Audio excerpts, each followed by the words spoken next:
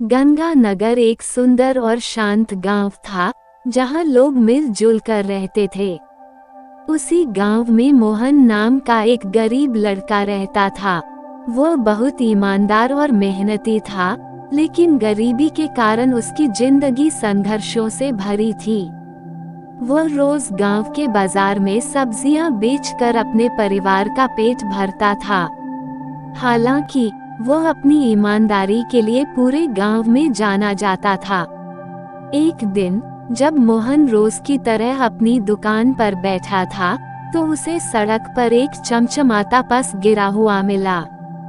Purse खोलकर देखा तो उसमें बहुत सारे पैसे और कुछ जरूरी कागजात थे। मोहन जानता था कि यह किसी अमीर व्यक्ति का पर्स है, लेकिन उसने एक पल भी बिना सोचे उसे लौटाने का निश्चय किया। वो पर्स लेकर पूरे बाजार में पूछताछ करने लगा। थोड़ी देर बाद उसने देखा कि एक अमीर व्यापारी सेठ रामलाल अपने नौकरों के साथ पर्स ढूंढ रहा था। मोहन ने बिना किसी डर या लालच के पर्स सेठ रामलाल को सौंप दिया।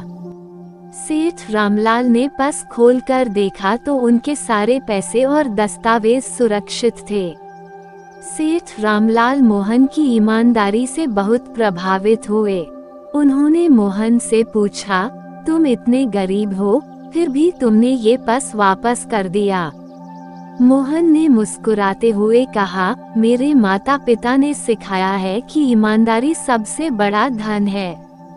अगर मैं इस पर्स को रख लेता तो शायद मुझे कुछ समय के लिए फायदा होता, लेकिन मैं अपनी आत्मा के सामने कभी खुद को सही साबित नहीं कर पाता।